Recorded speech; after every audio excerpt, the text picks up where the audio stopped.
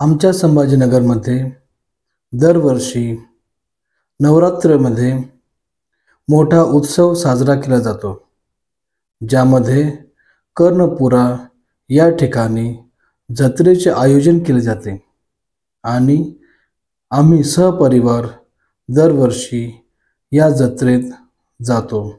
तसेच देवीचे दर्शन मनोभावे घेतो. या वर्षीही दरवर्षीप्रमाणे हा कर्णपुरेचा जत्रेचा देखावा खूप नयनरम्य होता. सर्वीकडे वेगवेगळे प्रकारे झुले आणि अनेक वस्तू विकणारे लोक दिसत होते. असा हा नयनरम्य देखावा पाहण्यासाठी शहरातील नव्हेच तर खेडोपाड्यातील कित्येक लोक येतात. या जत्रेमध्ये आकर्षण हे सर्वांना असते, ज्यात वेगवेगळे प्रकारचे मनोरंजन इथे घडवले जाते. बऱ्याच दिवसापासून मुलांची इच्छा होती की आपण भूत बंगला काय आहे हे एकदा पाहूया. तर यावर्षी मी ठरवले की ठीक आहे, आपण भूत बंगल्याचा थरारक अनुभव यावर्षी घेऊन पाहू. आणि आम्ही निघालो भूत बंगल्याकडे. तसे तर मुलं छोटे आहेत, परंतु त्यांचा हट्ट आणि माझी उत्सुकता या दोघांची मिळून आज आम्ही भूत बंगल्याची सैर केली. आणि भूत बंगला पाहण्यास भूत बंगल्यामध्ये वेगवेगळ्या प्रकारची भूते आम्ही पाहिली. मनात उत्सुकता आणि भीती दोन्हीही वातावरण होते. अशा या भूत बंगल्याची सैर झाल्यानंतर वेगवेगळ्या राईड्स घेण्यासाठी मुले उत्सुक होती. ही विमानाची राईड साईने सर्वात पहिले घेतली, कारण हे विमान हेलिकॉप्टर त्याला खूप आवडले आणि तो या राईडमधून बाहेर येऊच नाही लागला. अशा प्रकारे ही आमची होती पहिली राईड, ज्यामध्ये साईने खूप एन्जॉय केला. आणि त्यानंतर आलं जम्पिंग जपॅक. तसं तर पाहायला अनुभवायला खूप छान वाटतं, परंतु एक मनात भीती असते. मुलं उड्या मारतात, कूदतात, न जाणो हातपाय फ्रॅक्चर झाला, हातपायाला लागले तर काय होईल.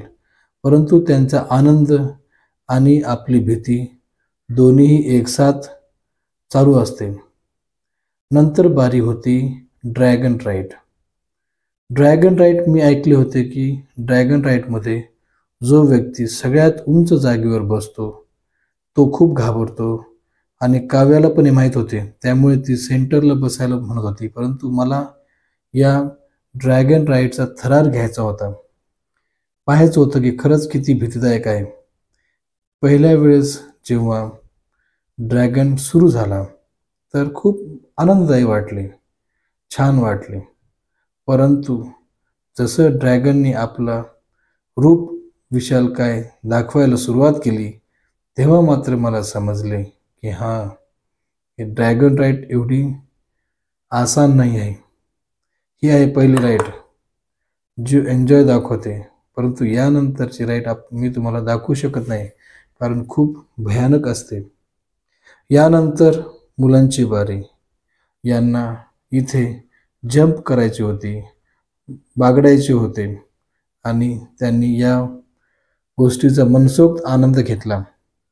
खरंच बालपण हे बालपण नसतं, ते पैशात किंवा इतर गोष्टीत काउंट करता येत नाही. अशा प्रकारे इथनं आम्ही पुढे निघालो, कारण खूप साऱ्या राईड्स होत्या. यावर्षी आमच्या सौभाग्यवतीने ठरवले होते की तिला एक टॅटू बनवायचा आहे. अगोदर मी नाही म्हटलं, परंतु तिची इच्छा पाहून असं वाटलं ठीक आहे, तुझी इच्छा आहे तर बनवूया टॅटू. खूप ठिकाणी विचारपूस करून, घासघीस करून शेवटी एक ठिकाणी आम्ही फायनल केले आणि टॅटू बनवणे सुरू झाले. तसे टॅटू बनवणे हे काही एवढे सोपे नाही, त्यामध्ये खूप त्रास होतो. हा तर त्रास टॅटू बनवण्याच्या वेळेस आहे, परंतु त्यानंतरही या टॅटूचा खूप काही परिणाम होतात. खाज येणे, त्यावरची खपली निघणे अशा प्रकारे वेगवेगळ्या त्रासातून, दिव्यातून या टॅटूसाठी जावे लागते. आणि टॅटू झाल्यानंतर आता पुढे आहे आकाश पाहणं. मी पाहिले की या ठिकाणी खूप सारे लोक गर्दी करत आहे आणि त्या गर्दीचे कारण मला समजले की हा भारतातील सर्वात उंच असा पाळणा आहे. त्यामुळेच की काही लोक अर्थात या पाळण्यात बसण्यासाठी गर्दी जास्त असल्यामुळे आम्हाला आमची बारी येण्यासाठी खूप वेळ लागला. तोपर्यंत आजूबाजूचा नजारा आणि ड्रॅगनमधील लोकांचे एक्सप्रेशन पाहण्यात आम्ही गुंग होतो. शेवटी जवळजवळ आकाश पाळण्यात बसण्याची वेळ आली आणि काव्याच्या आनंदाचा पारावार नाही राहिला.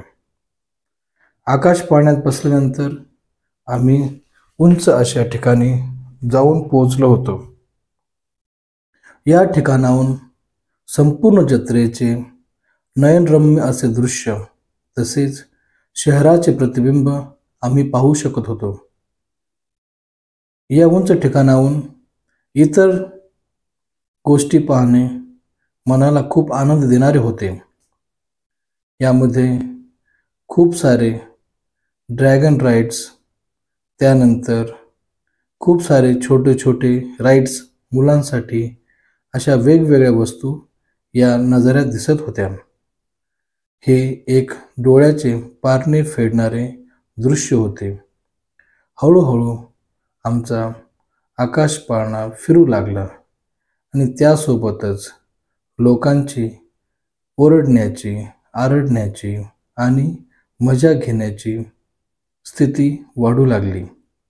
खरंच भारतातील सर्वात उंच अशा रहाट पाळण्यात बसण्याचा आनंद एक वेगळाच असा होता. तो आम्ही कधीच विसरू शकणार नाही. जेव्हा आकाश पाळणा वरती जातो आणि त्या उंच ठिकाणाहून खाली येऊ लागतो त्यावेळेस जी भावना असते, पोटात गडबड होते, ती वाखाणण्याजोगी आहे.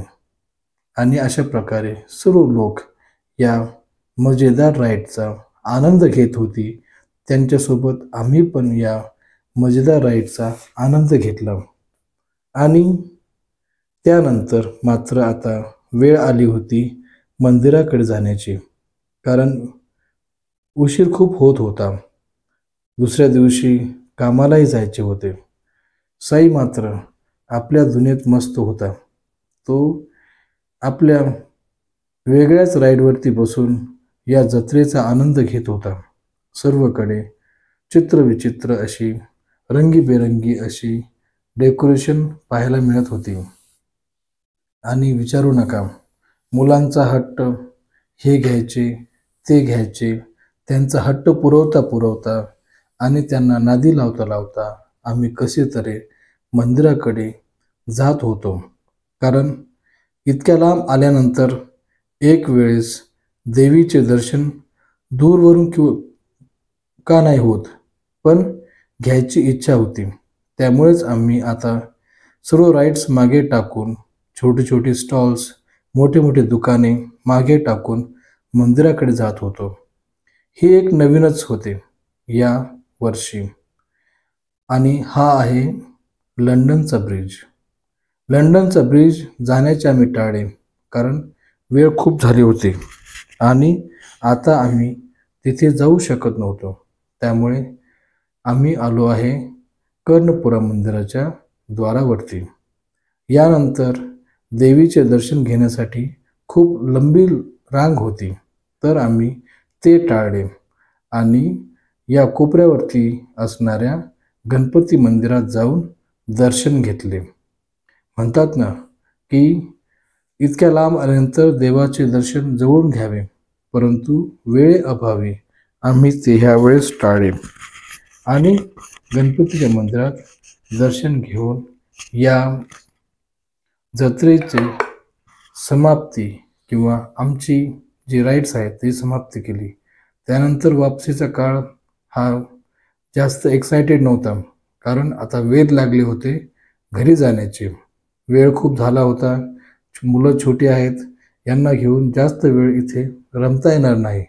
त्यामुळे आम्ही सरळ घरचा मार्ग स्वीकारला आणि हळूहळू परतीच्या मार्गाकडे निघालो, जे की एवढे सहज नव्हते, कारण मुलांना या जत्रेतून वापस आणणे एवढे सहज नाही. अशा प्रकारची होती